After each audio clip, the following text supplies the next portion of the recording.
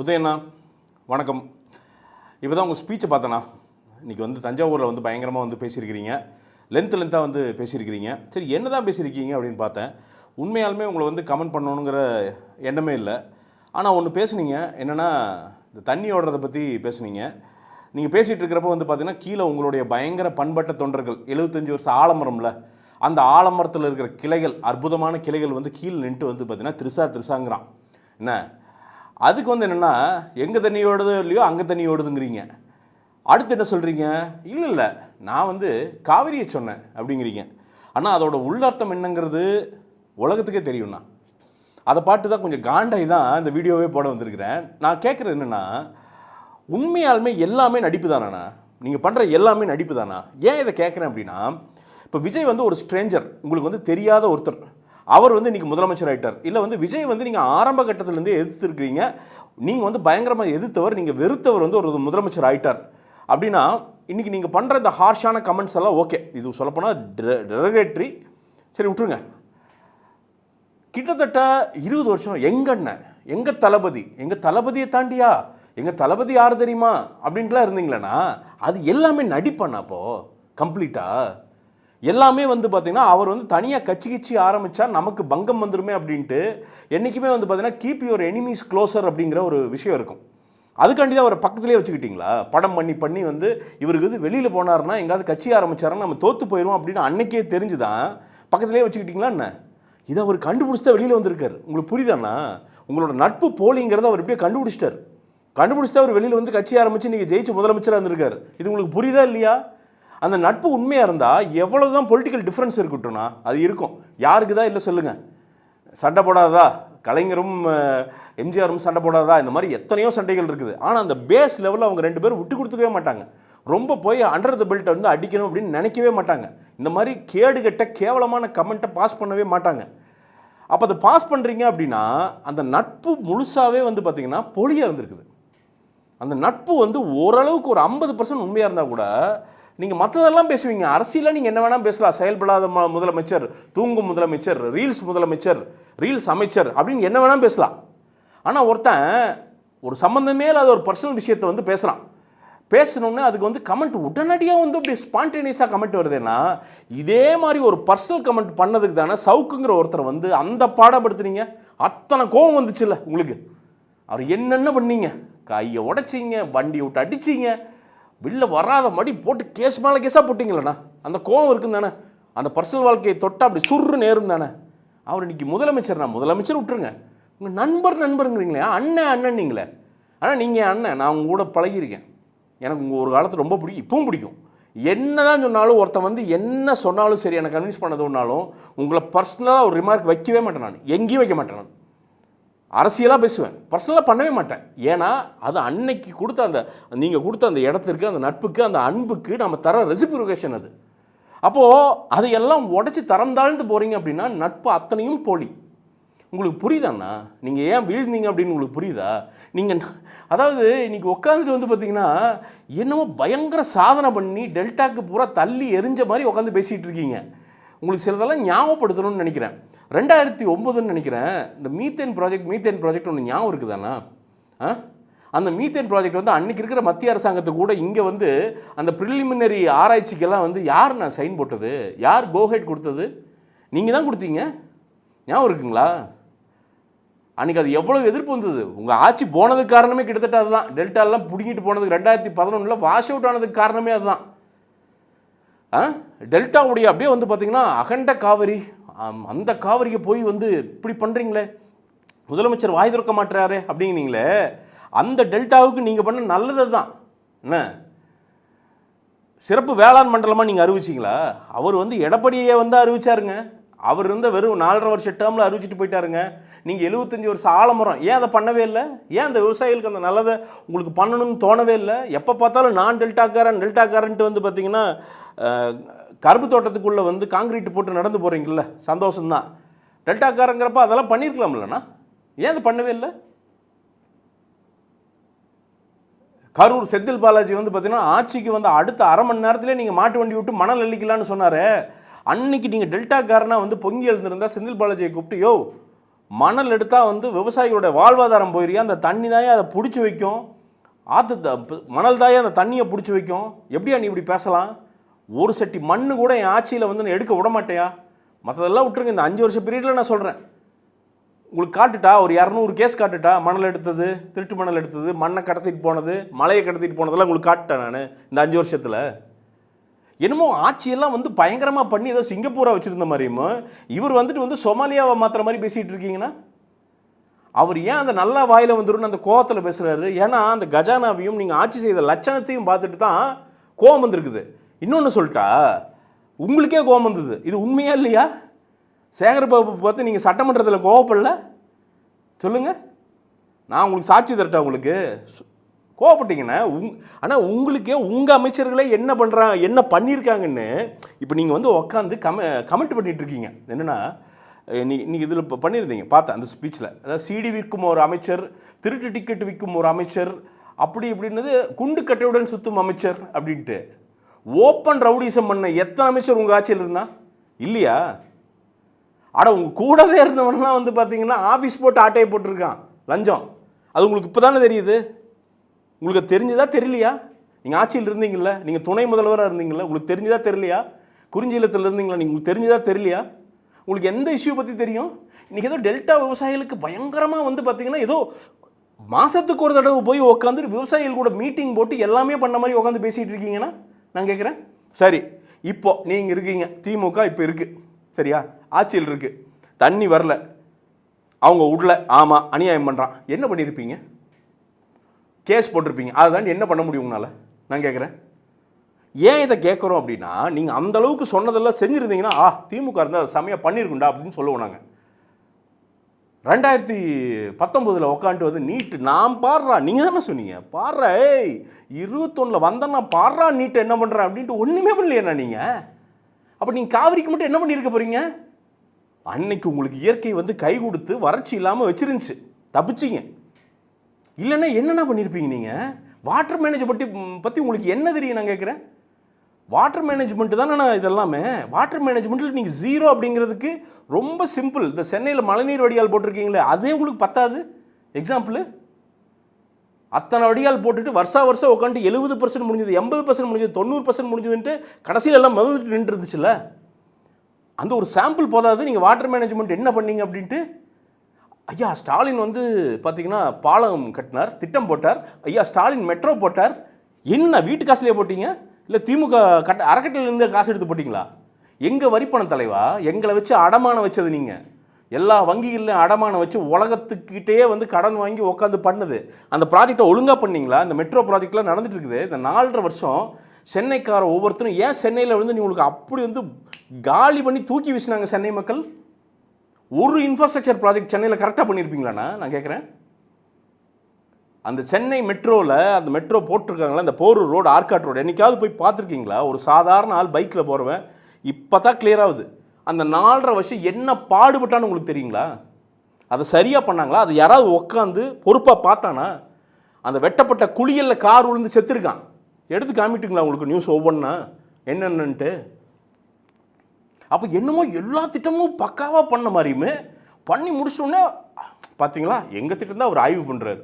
என்ன ஆய்வு பண்ணுறாரு? அது இன்னும் முடியாத திட்டத்தை என்ன லட்சணத்தில் பண்ணியிருக்கீங்க அப்படின்னு போய் பார்க்குறாரு அவர். இது எப்போ முடியும், மக்களுக்கு எப்படி பயன்பாட்டுக்கு கொண்டு வரலாம், இதுக்கு இன்னும் எவ்வளோ செலவாகும், எத்தனை ஆட்டையை போட்டிருக்காங்க அப்படின்னு பார்க்குறாரு அவர். பார்த்து தான் ஆகணும். ஒரு முதலமைச்சர்னா அவர் ஆய்வு பண்ணி தான் ஆகணும். சும்மா வீட்டில் உட்காந்துருந்தா தான் பிரச்சனை. 4 இண்டஸ்ட்ரீஸ்க்கு போகணும், உட்காந்து பேசணும். இன்றைக்கி செயின் கோபைன் போகிறாரு, இன்றைக்கி வந்து ரெனால்ட் போகிறாருன்னா உட்காந்து அந்த எப்படி சார் பார்ட்னர்ஷிப் பண்ணலாம், அடுத்து என்ன பண்ணலாம், தமிழ்நாட்டுக்கு நீங்கள் எனக்கு என்ன பண்ண போகிறீங்க அப்படின்னு ஒரு முதலமைச்சரே போய் இன்ட்ரெஸ்ட் எடுத்து கேட்டால் அவங்க திருப்பி ஒன்று பண்ணுவாங்கன்னா, பிஸ்னஸ் எல்லாம் பெரிய கம்பசூத்திரம் கிடையாது. சும்மா உட்காந்துட்டு வந்து ஒரு கான்க்ளேவ் பண்ணுற, அதை பண்ணுற, இதை பண்ணுன்னு மாநாடு போட்டு சும்மா பேப்பரில் வந்து பார்த்தீங்கன்னா 5 லட்சம் கோடி வந்துருச்சு உள்ள ஷைன் அப்படின்னு. சரியா எங்கே வந்துச்சுன்னு கேட்டால் வெள்ளை பேப்பர் கொடுக்கிட்டா அப்படின்ட்டு வந்து வெள்ளை பேப்பரை காட்டுறதெல்லாம் இல்லைண்ணா, அது இல்லை. வேலை செய்யணும். ஒரு காலத்தில் இங்கே வேலை செய்கிறாரு, தப்பு இல்லையா? இருக்குது, நிறைய இருக்குங்க. நீங்கள் சொன்னது கரெக்டு தான். அந்த அமைச்சர், இந்த பவுடர் அமைச்சர் இதெல்லாம் சொன்னீங்களா, அதெல்லாம் தப்பு, அப்பட்டமான தப்பு. இப்போ அது கேட்கல.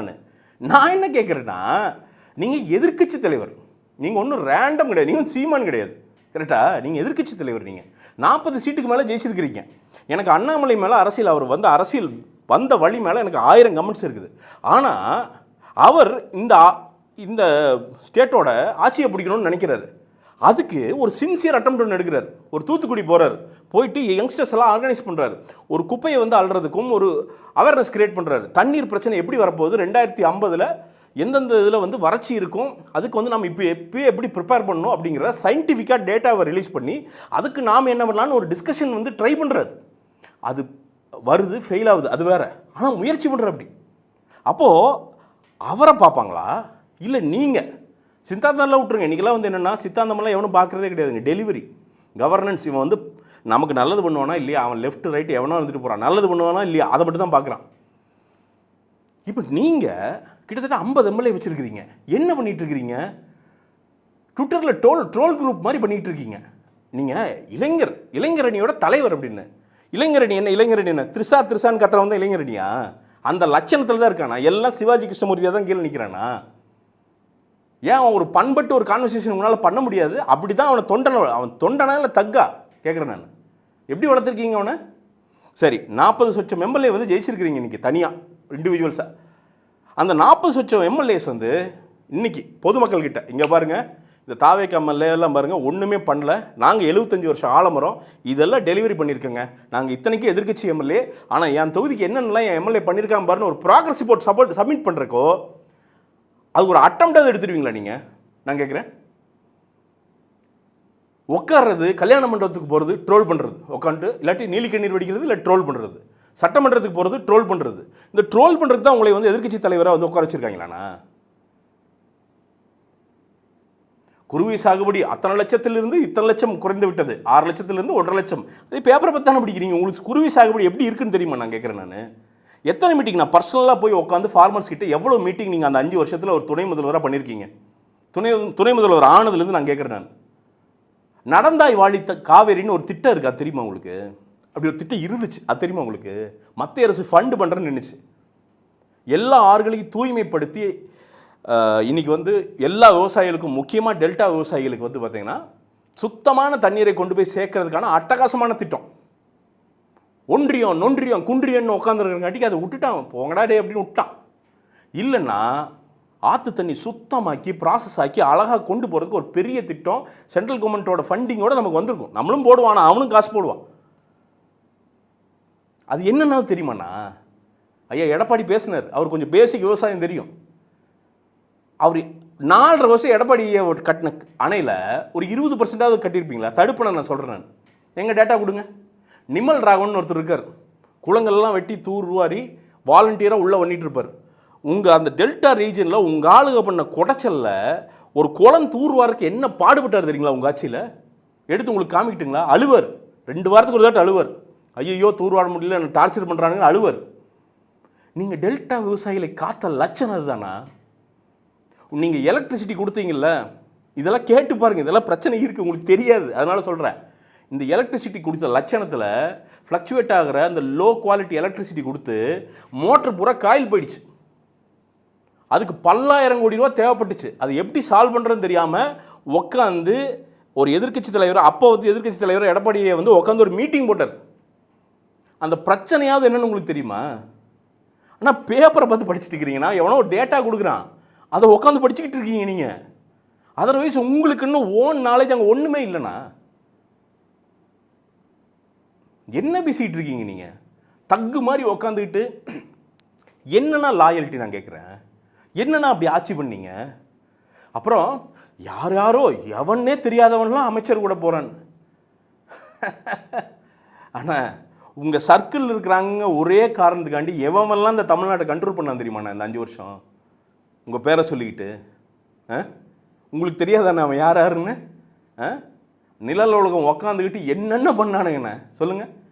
எந்த அரசு பதவியிலையும் கிடையாது, கட்சியிலே கிடையாது. அவன் ரேண்டமாக உக்காந்துட்டு ஈசிஆரில் உட்காந்து பங்களாக்களில் உக்காந்துக்கிட்டு தமிழ்நாட்டை கண்ட்ரோல் பண்ணிகிட்டு இருந்தானுங்கண்ணா. மனசாட்சி தொட்டு சொல்லுங்கள் உங்களுக்கு தெரியாதுன்ட்டு. நீங்கள் அதை அலோவ் பண்ணலன்னு சொல்லுங்கள் பார்ப்போம். பாஜக என்ன பாஜக நீங்கள் எதிர்த்தீங்கன்னு நான் கேட்குறேன். வெள்ளை கூட பிடிச்சதா? இல்லை அந்த டாஸ்மார்க் சம்மந்தம் இது பண்ணணுன்னு டக்குன்னு ஓடி போய் அங்கே போய் பாட்டு வந்தீங்களே, போகாத நித்தி ஆயோக் மீட்டிங் தானே, அதானே போகாத மீட்டிங்க்கு 2-3 வருஷம் போகாமல் ஓடி போனீங்களே, போய்ட்டு ஐயா மோடி ஐயாவையோ மோடி ஐயாவை தான் நினைக்கிறேன், நீங்கள் தானே போய் பார்த்தீங்க, பாட்டு வந்தீங்க, எதுக்கு பார்த்துட்டு வந்தீங்க? அதெல்லாம் தெரியாதுன்னு நினைக்கிறீங்களாண்ணே? மக்களுக்கு ஒன்றுமே தெரியாது அண்ணா. நீங்கள் பாஜகவோட ஊதுகுழல் நீங்கள், அது சும்மா வெளியில் கவர் பண்ணிட்டு இருக்கீங்க, அது கூடிய விரைவில் எக்ஸ்போஸ் ஆயிரும். அவர் முடிஞ்ச அளவுக்கு ட்ரை பண்ணுறாரு, அவ்வளோதான். அவருக்கு பல சிரமங்கள் இருக்குது, உண்மைதான். எல்லாம் ஒரு அமைச்சூர் டீமு, இப்போ தான் புதுசாக உள்ளே வந்திருக்காங்க. 75 வருஷமாக இருந்து நீங்களே ஒன்றும் பண்ணலண்ணே, அடிப்படை கூட ஒன்றும் பண்ணலண்ணே. உங்களுக்கு தெரியும்ண்ணா, அது சேகர்பாபு என்ன பண்ணார், அமைச்சர் இப்படி இருக்கார், உங்கள் அமைச்சர் பண்ண பெர்ஃபார்மன்ஸ் எல்லாம் எடுத்து அதான் தூக்கி வீசுகிறாங்களேண்ணே. கல்குவாரி எல்லாம் ஒவ்வொன்றும் அனுமதிக்கப்பட்ட அளவை தாண்டி எத்தனை குவாரி நின்றுட்டு இருக்குதுண்ணே. ஒவ்வொரு துறையிலும் என்ன ஊழல் அப்படி மண்டி போய் கிடக்குதுண்ணே. பார்ட்டி ஃபண்டு எதுக்கு வாங்கிட்டு இருந்தீங்க? எல்லா இதுலேயும் சிஎம்டிஏ எத்தனையில் பார்ட்டி ஃபண்டு, ஏன் அதெல்லாம் தெரியாதான்னு உங்களுக்கு? உடனே நாங்கள் கொண்டு வந்த திட்டம் யாரு காசுல? வீட்டிலேருந்து எடுத்துகிட்டு வந்தீங்களா? எவ்வளோ நாள் தான் மக்கள் இப்படி ஏமாற்றிக்கிட்டே இருப்பீங்க? நீங்கள் சும்மா ஒரு ஸ்பீச்சில் ஏமாற்றிக்கிட்டே இருப்பீங்க, அவரை பிடிச்சி கடிச்சிக்கிட்டே இருப்பீங்க. அவர் கோத்தில் பேசுவார்ண்ணா, பேசதான் செய்வார். என்னைக்காவது பர்சனலாக அட்டாக் பண்ணியிருக்காரா? அவர் என்ன டென்ஷன் ஆகிடுச்சு அப்படின்னா உங்களுக்கு ஒன்றே ஒன்று தான் எனக்கு தெரியும். அவர் விஜய் என்னமால் உங்களுக்கு என்ன டென்ஷனு, அப்பாவை காணோம் அப்படின்னாரு. அவர் சொல்ல தான் செய்வார். சோஃபா மாடல் ஆச்சு, அந்த ஆச்சு, இந்த ஆச்சுன்னு சட்டமன்றத்தில் சொன்னால் அப்பாவை காணோம், உங்கள் அப்பா தோத்துட்டார் எலெக்ஷனில் தானே சொன்னார். மற்றபடி ஒன்றும் சொல்லையே, தோத்தது உண்மை தானே. ஆனால் தோத்தளவுக்கு மக்கள் உங்களை வச்சு நினச்சிருக்காங்கண்ணே. அப்போது உங்கள் அப்பாவை தோக்கடிக்கிற அளவுக்கு இந்த மக்கள் டென்ஷன் ஆகிருக்கான்னா எந்த லட்சணத்தில் ஆட்சி இருந்திருக்குன்னு யோசிச்சு பாருங்கள். அப்படி ஒரு ஆட்சியை செஞ்சுட்டு இன்றைக்கி உட்காந்து மேடையில் போயிட்டு ஏதோ பெருசாக பார்த்தீங்கன்னா சுவிட்சர்லாண்டு மாதிரி ஏதோ ஆட்சி பண்ண மாதிரியும், ஏதோ தெரியாதனமாக பார்த்தீங்கன்னா ஏமாற்றி இன்னொருத்தவங்க வந்துட்ட மாதிரியும் உட்காந்து மேடையில் பேசுகிறீங்களாண்ணே. இது எவ்வளவு கேவலன்னு அது நான் கேட்குறேன். அவரோட பர்சனலாக அவரோட ஃபேமிலியாக அது எப்படி நான் வாய் கூசாதான் நான் கேட்குறேன். நான் இல்லை தெரியாமல் விட்டது என்ன வேணால் சொல்லுவீங்கண்ணா நீங்கள். ஆனால் இதனால தானே பெண்கள் மூவாகி போனாங்க. சிவாஜி கிருஷ்ணமூர்த்தியெல்லாம் நீங்கள் ஓப்பனாக நீங்கள் அஃபிஷியலாகவே ஆதரவு தந்தீங்க, எல்லாரும் ஆதரவு தந்தீங்க. அது அவங்களுக்கு பிடிக்கலன்னா உங்கள் ஓட்டெல்லாம் மாறினதுக்கு ஒரு மெயின் காரணம் நீங்கண்ணே. மற்றவங்களாம் விட்டுருங்க, நீங்கள் தானே. ஆனால் நீங்கள் சினிமாவில் நடிக்கும் போது இப்படி கிடையாதுண்ணே. இன்றைக்கி வெறும் பதவி வெறிண்ணே, வேறு ஒன்றுமே கிடையாதுண்ணே. இவ்வளவு வெறுப்புக்கு காரணம் நீங்கள் வெறுப்பான மனுஷனாக மாறினதுக்கு ஒரே காரணம் உங்களுக்குள்ளே இருக்கிற பதவி வெறிண்ணே. இல்லைன்னா நீங்கள் ரொம்ப நேச்சர்ன்னு சொல்கிற விஜய் என்னென்னா இவ்வளவு தரம் தாழ்ந்து பேசவே மாட்டீங்கண்ணே, கண்டிப்பாக பேச மாட்டீங்க. அதனால் மக்கள் உங்களை உத்து பார்த்துட்டு இருக்காங்க, நல்லா தெரிஞ்சுக்குங்க. இதே லட்சணத்தில் மேடையாக போட்டுக்கிட்டு உக்காந்து இப்படி இந்த ட்ராமா ட்ரூப்பை வச்சுக்கிட்டு உக்காந்து நான் அது பண்ணிடுவேன் இதை நான் இன்னைக்கு கேட்குறேண்ணே, நாளைக்கு சொல்லுங்கண்ணே, தெளிவாக ஒரு ப்ரெஸ் மீட்டு கூட்டுங்கண்ணே. நாங்கள் ஆட்சியில் இருந்திருந்தால் இதை பண்ணி ஆற்று நீரை வர வச்சுருப்போம். நானே கேட்குறேன், நீதிமன்றம் எல்லாத்துக்கும் பொதுவானது தானே, யார் வேணால் போடலாம்ல, நீங்கள் எதிர்க்கட்சி தானே. எங்கே போட்டு தண்ணி வரவைங்க விட்டுருங்க. நான் என்ன சொல்கிறேன், நீங்கள் தண்ணி வரவைங்க, நாங்கள் எல்லோரும் உங்கள் பிரச்சாரம் பண்ணுறோம். நான் பர்சனலாக பண்ணுறேன். விஜயனை எதிர்த்து உதய ஸ்டாலினை ஆதரித்து நான் பர்சனலாக பிரச்சாரம் பண்ணுறேன். எங்கள் தண்ணி வர வச்சுருங்க பார்ப்போம், இந்த நீட்டை வர வச்சிங்கன்னா அந்த மாதிரி தண்ணி வர வச்சுருங்க பார்ப்போம். என்ன ஜிகு ஜிகு ஜிகு ஜிகுன்னு காட்டுறீங்க எங்களுக்கு? இன்னும் தமிழ் மக்கள் சின்ன குழந்தைன்னு நினச்சிட்டுக்கிறீங்களா நீங்கள்? ரொம்ப தப்புண்ணே, நல்லா தெரிஞ்சுங்க. இதே மாதிரி ட்ரோல் குரூப்பாக சுற்றிக்கிட்டு இருந்தீங்கன்னா, ஏய் பார்த்தீங்களா, எப்படி கவுண்டர் பார்த்தல, மச்சி அவங்க ரீல் ஆச்சியா, நீங்கள் ட்ரோல் ஆச்சு, அவங்க ரீல்னால் நீங்கள் ட்ரோல், அவ்வளோதான் மச்சி. பார்த்தீங்களா, சட்டமன்றத்தில் அவனை எப்படி கேள்வி கட்டம் பார்த்தீங்களா அப்படின்ட்டு இருந்தீங்கன்னா, நடுவில் அண்ணாமலை அவர் விஜய் அண்ணாமலைன்னு போயிட்டே இருக்கும், அவ்வளோதான். எனக்கு அண்ணாமலை பிடிக்காது, ஆனால் அதுதான் நடக்கும். ஏன்னா அவர் மக்கள் பிரச்சனையும் பேசுகிறாரு, அவருக்கு தெரியும் காவிரியோட பிரச்சனை என்னென்னு, அவர் அண்ணாமலைக்கு தெளிவாக தெரியும். இதை பற்றி உள்ளே வரல அவர், ஏன்னா அது ஷார்ட் அவுட் ஆகிக்குன்னு அவருக்கு தெரியும். தண்ணி பிரச்சனை, அது தண்ணி பஞ்சம், அது பெரிய பாலிடிக்ஸ், அது தெரியும். அவர் விஜயன் என்ன ட்ரை பண்ணுறாரு, போய் பேசணும்னு முயற்சி பண்ணுறாரு, அவ்வளோதான். அதில் என்ன தப்பு இருக்குண்ணே, என்ன தப்பு இருக்காரு? போய் எழுதி கொடுத்துட்டு வந்துடுறாரா, காவிரி சார் கர்நாடகா நீங்களே வச்சுங்கன்னு எழுதி கொடுத்துட்டு வர போயிடுறாரு டிகே சிவகுமார்கிட்ட. அதுக்கெல்லாம் இல்லை, இந்த இன்னைக்கு கேஸ் போட்டிருக்காங்க. முயற்சி பண்ணுறாங்கன்னா ஒரு எதிர்கட்சியாக, ஒரு ஆக்கப்பூர்வமான எதிர்கட்சியாக நீங்கள் அவங்களுக்கு சொல்லி தந்துருக்கணும்.